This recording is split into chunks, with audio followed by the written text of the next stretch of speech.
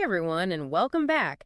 We're always keeping a close eye on the tech world, and one thing that's really blown up lately is smart devices. I mean, they're everywhere, right? In our homes and offices.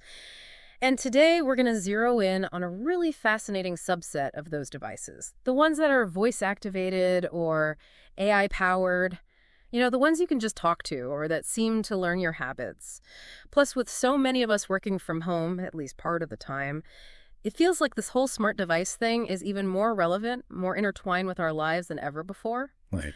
But of course, as with any new technology, it's not all sunshine and roses, right? Right. There are always trade-offs, and in this case, one of the big ones is security and privacy. Exactly. I mean, think about it. We're inviting these devices into our most personal spaces, our homes, our workspaces, and they're collecting a ton of data about us. Yeah, and that raises some big questions, right? Like, what kind of data are they actually collecting? What are they doing with it? And how can we make sure that information stays safe and private? Yeah, and on top of that, how do we prevent hackers from using these devices as a way to get into our lives or our networks? That's right, because let's face it, the convenience of these gadgets is undeniable. Oh, absolutely. Being able to ask a speaker a question or have AI help manage your calendar, it's a game changer. Totally. But we can't just blindly embrace the convenience without thinking about the potential downsides. You got it. So that's where this deep dive comes in. We're going to unpack the security and privacy risks associated with these voice and AI devices, both in the context of our homes and our hybrid work situations. And most importantly, we're going to equip you with some practical strategies you can actually use to protect yourselves. All right, so let's start by acknowledging the elephant in the room. Okay. The sheer number of these smart devices is kind of mind-blowing, isn't it? I mean, just a few years ago, it was like a novelty to have a smart speaker, but now they're practically ubiquitous. Yeah, it's incredible how quickly things have changed. It used to be just a handful of early adopters, but now it feels like almost everyone has at least one or two smart devices in their home. Right, and it's not just smart speakers anymore either, right? No, definitely not. We've got smart TVs that are constantly online thermostats that learn our temperature preferences, refrigerators that can track our groceries, even doorbells with cameras that are always watching. And in the workplace, we're seeing things like connected printers, voice-activated meeting schedulers, smart coffee machines that track usage. The list just goes on and on. It really does. And the thing is, all these devices are generating data about us. Right. A lot of data. Yeah. What exactly are these devices collecting? Well, think about it. Your smart TV knows what you watch and when.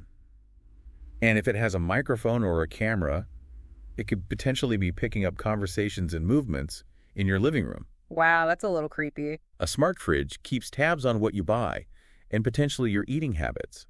Home security systems are constantly monitoring for activity, and smart thermostats are learning your daily routines when you're home, when you're away. It's a pretty detailed picture of our daily lives, and it's all being collected and stored somewhere. Yeah, that's kind of unsettling when you think about it. And then you add in the fact that so many of these devices are always on and can be accessed remotely, and it really ups the security stakes. Oh, absolutely. I mean, the always-on nature means they're constantly available as potential targets for hackers. And while remote access is super convenient for us, it also expands the potential reach for someone trying to gain unauthorized entry. It's like leaving the door to your house unlocked 24/7. So essentially, more devices, more data, and more potential entry points for bad actors. What kind of specific cyber threats should we be worried about in this increasingly connected world? Well, we're talking about a whole range of threats, really. Okay, lay it on me. DDoS attacks, for example, where hackers can leverage your devices to overwhelm a target server, taking it offline. It's like turning your smart fridge into an unwilling soldier in a cyber army. Wow, I never thought about my fridge being used in a cyber attack. Then there are firmware exploits, which target weaknesses in the device's underlying software man-in-the-middle attacks, where someone intercepts communication between your device and the internet data inception. Brute force attacks, ransomware, even radio frequency jamming, and of course, unauthorized access to control your device remotely. Okay, that's a pretty scary list. Now let's talk about voice and AI devices specifically. What are the unique vulnerabilities we need to be extra cautious about with those? I think voice assistants in particular raise some interesting concerns around privacy, especially when it comes to our voice recordings. Amazon just announced a significant change to how their Echo devices handle voice data. Yeah, I saw that. What's the deal with that? So starting March 28, 2025, all voice commands given to Echo devices will be sent to Amazon's cloud for processing. Now, before certain Echo devices actually allowed for local processing, meaning the recordings didn't necessarily have to be sent to the cloud. But this change eliminates that option. So even if you choose to not save your recordings, they'll still be sent to Amazon servers. Right. Okay, so what's the reasoning behind this shift? Well, Amazon claims it's necessary to enhance the AI capabilities of Alexa, specifically features like Alexa Voice ID, which allows the assistant to differentiate between different voices in a household.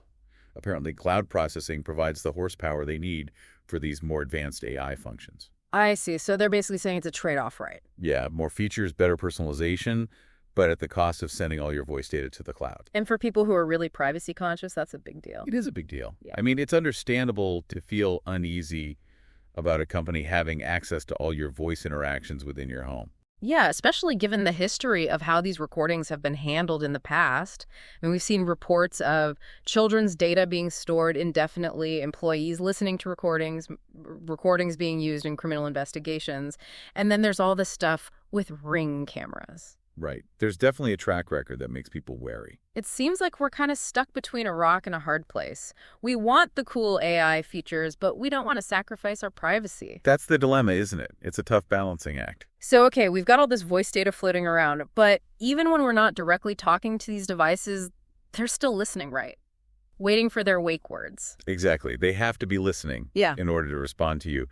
But that does raise the question of whether they might be picking up more than just our intended commands. Yeah, like ambient conversations or sounds in our homes. It's kind of like having a silent listener in the room all the time. Right. And it's not just about what they're hearing either. AI is getting better and better at learning our habits and preferences to create a more personalized experience. But that personalization relies on data. And if that data were to be compromised, it could be misused or lead to some unintended consequences.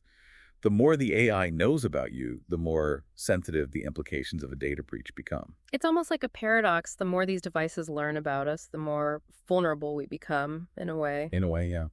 So we've talked about the risks from the device side. What about the user side? Are we unintentionally making ourselves more vulnerable? You know, I think a lot of people underestimate the importance of basic security practices when it comes to these devices. Like, one of the most common mistakes is simply leaving the default username and password on a device. Those default credentials are often really easy to find online, and it makes it incredibly easy for hackers to gain access. It's like leaving your front door wide open. Wow, so it really can be that simple for someone to get in. It can be, unfortunately. Other common mistakes include using weak or reused passwords across multiple accounts and devices, neglecting to install security updates, and just generally losing track of all the devices that are connected to their network. So it sounds like basic digital hygiene is crucial here. It's absolutely essential. And we have to remember that security is a shared responsibility. Manufacturers need to build more secure devices, and users need to be more diligent about their own security practices. Right, it's a two-way street. And it's not just the devices themselves. Our home and office networks are also critical to the overall security picture. Or absolutely. If your Wi-Fi network is insecure, then every device connected to it is inherently more vulnerable. A weak password on your router or outdated encryption protocols, that's basically an open invitation for hackers. So securing our networks is non-negotiable. Yeah, it's like building a strong foundation for your digital house. Okay, so we've talked about the devices, the data, and the network. What about the data itself? We know it's being used to personalize our experiences, but is there a risk of it being used for other purposes, maybe without our knowledge or consent? That's a great question, and it's a complex one. Data monetization is a real thing in the IoT ecosystem, and it's something we need to be aware of. Okay, so what exactly does data monetization mean? Well, it basically means companies are collecting your data to build consumer profiles, deliver targeted ads, or even sell anonymized data insights to third parties. And this is happening with our smart devices. It's certainly a possibility. So our data is not only powering our smart homes, it's potentially being used to fuel a whole other industry. That's the reality we're facing. Okay, well, this has been a pretty sobering look at the potential downsides of smart devices. But we don't want to just leave people feeling scared and helpless. What can we actually do to protect ourselves? What are some concrete steps we can take to mitigate these risks? There are actually a lot of practical things you can do, and they don't require a degree in cybersecurity. Great. Give us the rundown. Let's start with your router, since that's the gateway to your network. Change the default name to something unique and set a strong password using a mix of upper and lowercase letters, numbers, and symbols. And make sure you're using the highest level of encryption available. Okay, so router security is step one. What about securing the devices themselves? Yeah, for every single smart device you own and for their corresponding apps, create a strong, unique password. And don't reuse passwords across different devices or services. I know it can be hard to keep track of, so consider using a password manager. It's like a digital vault for your passwords. That makes sense. Any other tips for securing our networks? If your router allows for it, create a separate Wi-Fi network specifically for your IoT devices. It's called a guest network, and it helps to isolate your smart devices from your main network. So if one device gets compromised, it won't necessarily affect the whole network. Exactly. It limits the damage. Okay, what about those tempting but potentially risky features that come with these devices? Disable anything you don't actually use. If you don't use Bluetooth on your speaker, turn it off. If you never use the voice control on your smart TV, disable it. So it's all about minimizing our attack surface, right? Exactly. Okay, and what about updates? Updates are crucial, both for your router and for your devices. They often contain security patches that address known vulnerabilities, so install them as soon as they're available. Don't put them off. Right, so stay updated. Anything else we can do to add an extra layer of protection? Enable multi-factor authentication, or MFA, whenever it's an option. It's like adding a second lock to your digital door. Okay, so MFA is good. Now, what about physical measures? Can we do anything in the real world to improve our security and privacy? You bet. A lot of devices now come with physical mute switches for microphones, and some even have camera covers. Yeah. Use them. Out of sight, out of mind. And for portable devices, consider using Faraday bags. These are signal blocking bags or cases that prevent devices from transmitting or receiving data. So like a digital blackout curtain? Pretty much. Yeah. And they come in all shapes and sizes. Laptop bags, phone sleeves, even small pouches. You can even make your own using conductive fabrics and tapes. Wow, that's pretty cool. And going back to the network for a minute, if you're comfortable with a bit more technical stuff, you can actually block internet access for specific devices on your router if they don't absolutely need it to function. And you can even segment your network further to isolate your smart devices from critical systems and data. So kind of like creating virtual walls within your network. Yeah, exactly. Okay, so we've got physical measures, network controls. What about managing the data these devices collect? Can we do anything about that? Absolutely. It's all about being proactive. Dig into the privacy settings on your devices and their associated apps. See if you can disable data collection features that you're not comfortable with and set up automatic deletion of your data, if that's an option. So we need to take control of our own data. Exactly. And to minimize passive listening, try changing the wake words on your devices to something less common. It can help to reduce accidental activations. And be mindful of the conversations you have near these devices, especially if they involve sensitive information. Right, so think before you speak. And if you're really concerned about privacy, you might consider exploring local-only or offline voice assistants or devices that do on-device processing. Okay, so there are alternatives out there if privacy is your top priority. There are. All right, so we've talked about a lot of great strategies here, but is there anything else we should be doing as part of our regular digital hygiene routine? Yeah, a few more things. It's really important to keep a detailed inventory of all the devices connected to your network. And if you have a lot of devices, use an automated tool to help you manage them. And get rid of any devices you no longer use. They're just potential vulnerabilities sitting there. For more advanced network security, consider investing in a next-generation firewall. It offers more sophisticated features than a standard router firewall. So upping our security game. Right. And monitor your device activity and network traffic for anything suspicious. Always install firmware updates from trusted sources over secure channels. And make sure everyone in your home or office understands the basics of IoT security. So education is key. Absolutely. Okay, so that's a ton of actionable advice we can put into practice right now. But what about the future? What are some key trends we should be keeping an eye on in the world of smart devices? Well, I think we can expect to see even more sophisticated devices and even more sophisticated attacks. AI is going to play a bigger and bigger role, both in how these devices function and in how they're targeted by hackers. So it's kind of an arms race then? In a way, yeah. And with remote and hybrid work here to stay, how will that continue to impact IoT security? I think the line between home and work is going to continue to blur, and that means the security of our home networks is more important than ever before. We need to be extra vigilant about protecting the devices we use for both personal and professional purposes. It's almost like our homes are becoming extensions of our workplaces. In a sense, they are. Okay, what about regulations and industry standards? Will those catch up to this rapidly evolving landscape? I think we'll definitely see more movement in that area.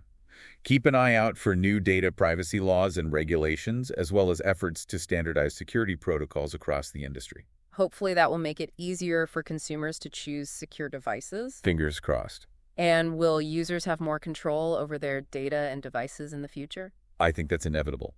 The demand for greater transparency and control is only going to grow. So pay attention to the privacy settings that are available to you and use them. Don't be afraid to get into the weeds and customize those settings to your liking. Exactly. Okay, and you mentioned AI playing a bigger role in cyber attacks. What about using AI for defense? Oh, yeah, for sure. AI can be a powerful tool for both good and bad. So keep an eye out for new AI-powered security solutions for homes and networks. So AI could actually help us stay ahead of the hackers. Potentially, yeah. And I think it's important to stress that manufacturers need to be more transparent about what data they're collecting and how they're protecting it. Absolutely. We as consumers need to demand more accountability from these companies. So it really all comes down to finding the right balance between the convenience and functionality of these devices and the need for security and privacy. That's the challenge, isn't it? It is. And it's a challenge we're all going to have to face as we move further into this hyper-connected world. Well, this has been a fascinating and I think really important deep dive. Thank you so much for sharing your expertise with us. You're welcome. It was a pleasure to be here. The key takeaway here is clear. While these smart devices offer incredible convenience, particularly in our hybrid work lives, they also come with inherent risks. But the good news is we don't have to just passively accept those risks. We can take action to protect ourselves. Exactly. Even implementing some of the basic security measures we discussed today can make a world of difference. So we encourage everyone listening to take a good hard look at your own smart device ecosystem, both at home and at work, and start taking steps to improve your security and privacy. And remember, the more informed we are as consumers, the better equipped we are to make smart choices about the technology we invite into our lives. That's a great point. So as we wrap up here, we want to leave you with a thought-provoking question. As our world becomes even more interconnected and reliant on smart technology, how do we ensure that convenience and innovation don't come at the cost of our fundamental rights to privacy and security? It's a question we all need to be asking ourselves. Food for thought. Thanks for joining us for this deep dive. Until next time, stay safe and stay smart. See you then. Bye, everyone. Bye.